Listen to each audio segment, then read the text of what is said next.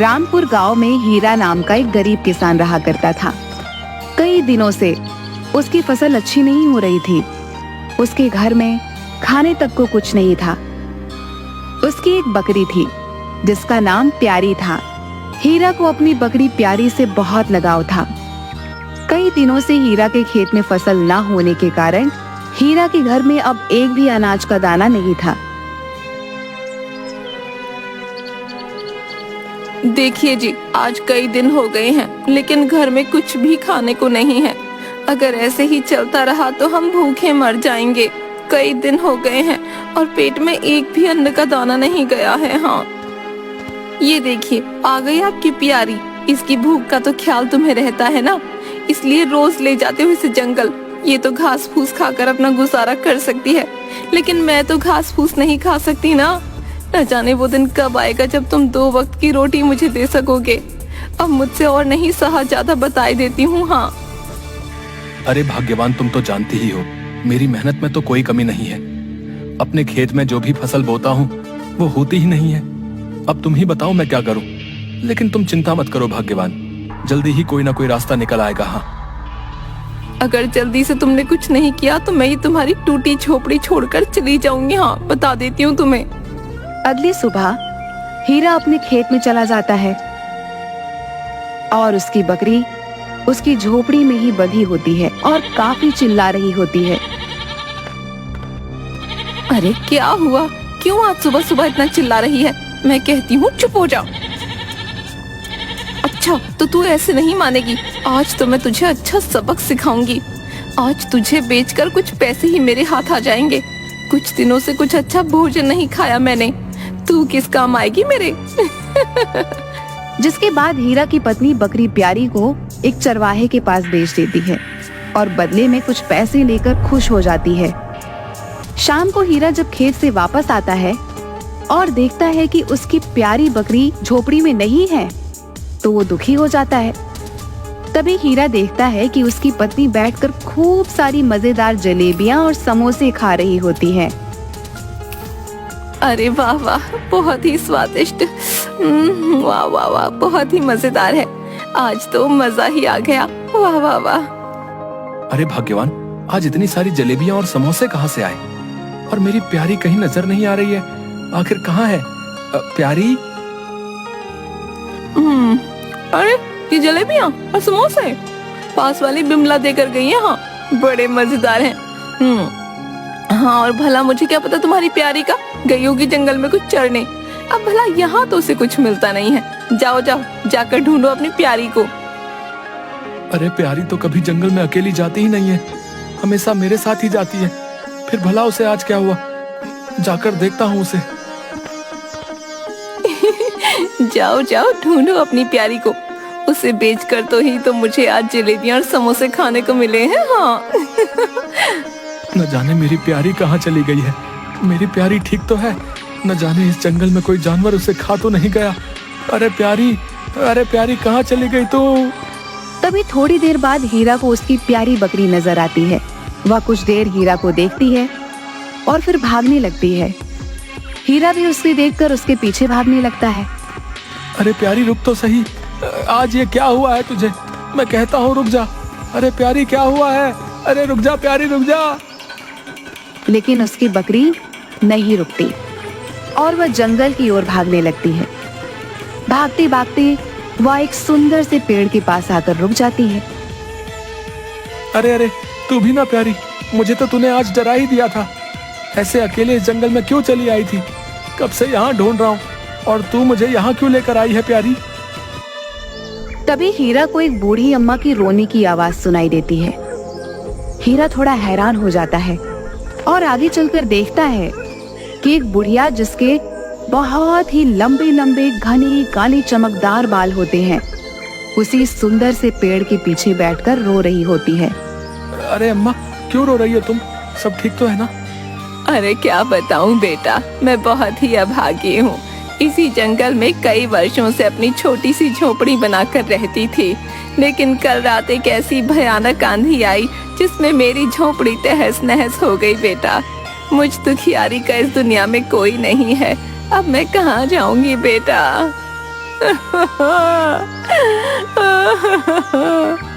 अरे अम्मा, तुम रोती क्यों हो?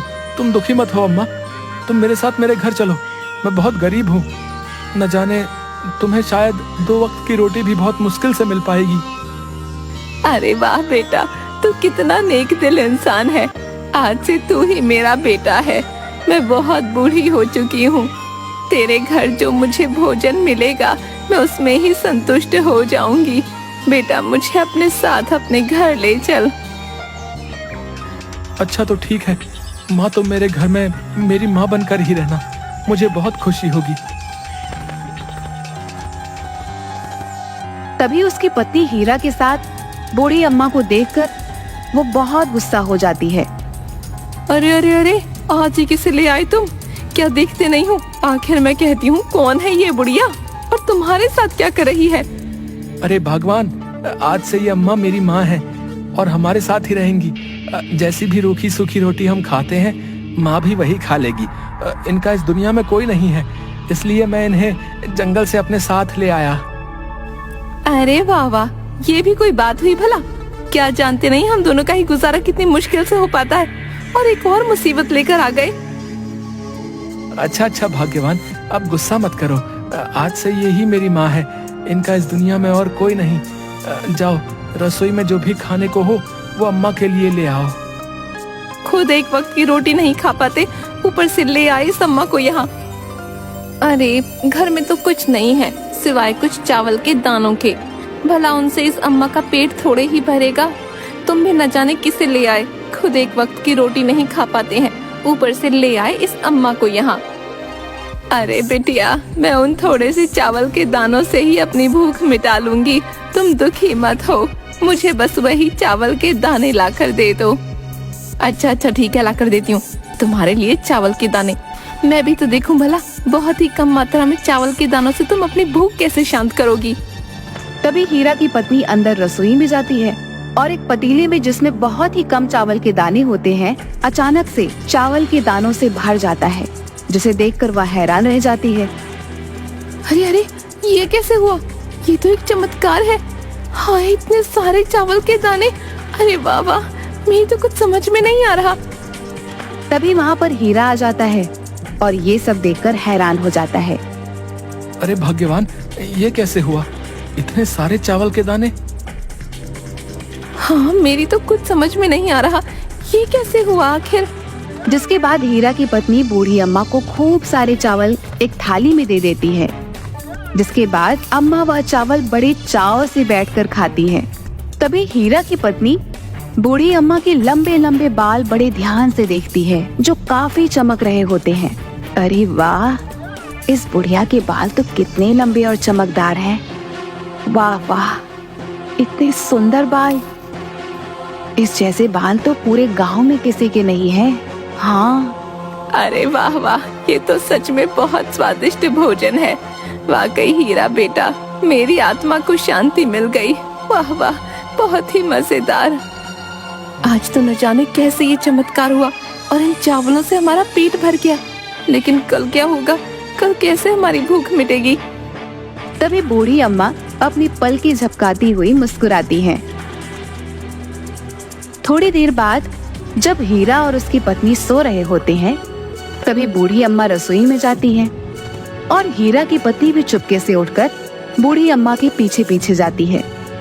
तभी बूढ़ी अम्मा के बाल अचानक से और लंबे हो जाते हैं और बूढ़ी अम्मा अपनी आंखों की तेज रोशनी से रसोई में रखे खाली डिब्बों में खूब सारा आटा, चावल, दाल सब कुछ डिब्बों में भर देती है। अरे अरे, ये क्या?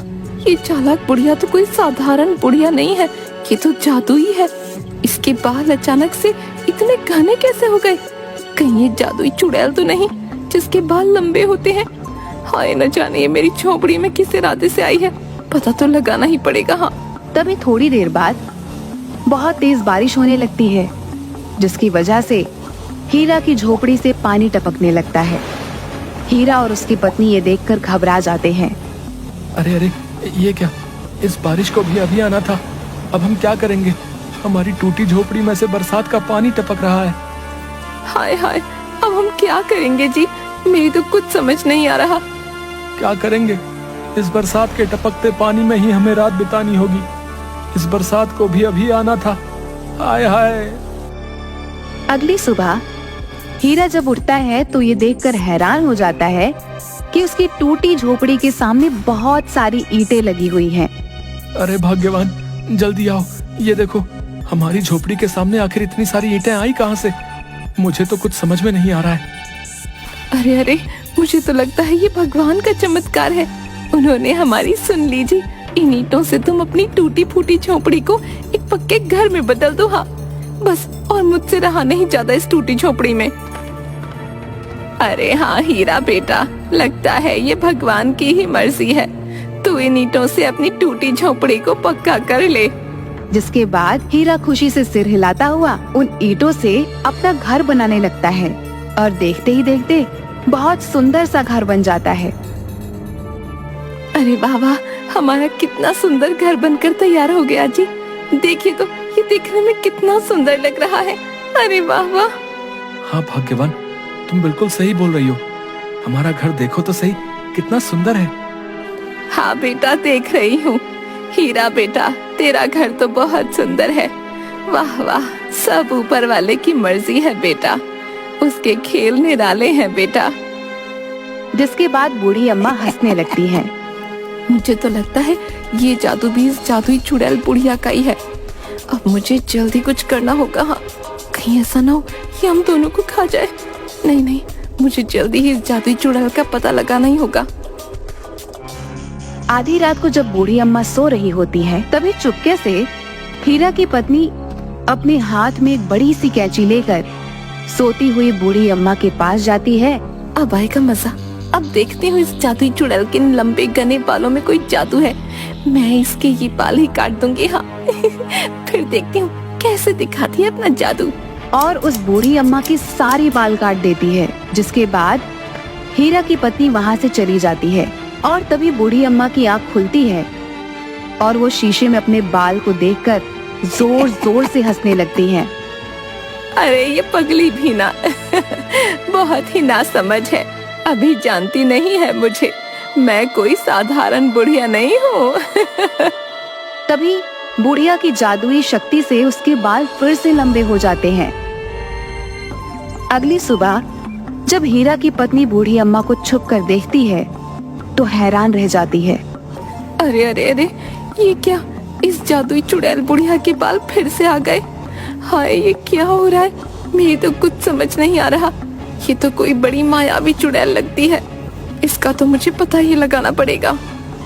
तभी आधी रात को बूढ़ी अम्मा सो रही होती है और हीरा की पत्नी छुपकर उसे देख रही होती है। तभी अचानक से बूढ़ी अम्मा अपनी आंखें खोलती हैं और बाहर जंगल की ओर जाने लगती हैं। हीरा की पत्नी भी बूढ़ी अम्मा के पीछे पीछे जाने लगती है और तभी वह देखती है कि बूढ़ी अम्मा जंगल में तालाब के पास जाती है और अचानक से उस तालाब के पास जाकर एक बहुत सुंदर स्त्री बन जाती हैं, जो बहुत सारे जेवर पहने होती है। और तभी तालाब में एक छवि आती है जो दिखने में बहुत ही भयानक होती है। प्रणाम रानी परी, अब आपका समय धरती लोक पर थोड़ा ही शेष बचता है। आप एक जादुई नगरी से हैं और परियों की रानी भी। जादुई नगरी को आपका इंतजार है। मैं जानती हूँ, अब मेरा मनुष्यों के बीच एक साधारण मनुष्य बनकर रहने का समय समाप्त होने को है। लेकिन जितना भी समय बचता है मैं अपने बेटे हीरा के साथ बिताना चाहूंगी। हीरा बहुत ईमानदार और नेक दिल इंसान है। मैं बहुत जल्दी ही जादुई नगरी वापस आ जाऊंगी। जी रानी परी, जो आपकी इच्छा। अब मैं चलती हूँ। जिसके बाद छवि वहाँ से गायब हो जाती है। तभी हीरा की पत्नी जो छुपकर देख रही होती है। अरे अरे, इसका मतलब ये बुढ़िया जादुई चुड़ैल नहीं बल्कि जादुई नगरी की परियों की रानी है। अरे वाह वाह, कितने अच्छे भाग्य हमारे। अब मुझे समझ आ गया, मैं इन परियों की रानी को ऐसे नहीं जाने दूंगी।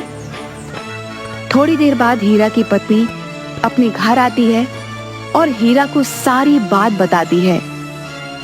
अरे मालती, तुम ये क्या बोल रही हो? क्या सच में माँ कोई जादुई नगरी की रानी परी है?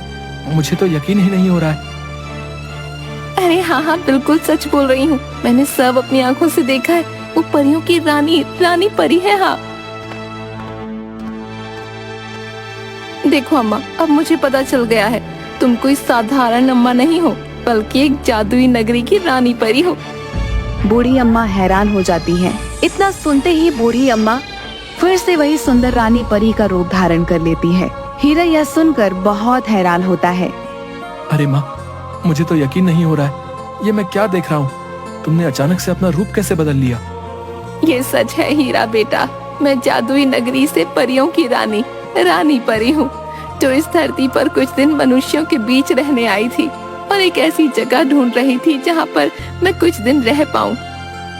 उस दिन जब मैंने तुम्हें जंगल में अपनी बकरी के लिए रोते देखा, तो मुझे यह अनुभूति हो गई थी कि तुम्हारा हृदय बहुत कोमल और नेक है। इसलिए मैंने सोचा कि मैं तुम्हारे साथ ही अपने कुछ दिन धरती लोक पर बिताऊं। तुम जिस बकरी के पीछे मेरे पास आए थे, वो तुम्हारी बकरी नहीं थी।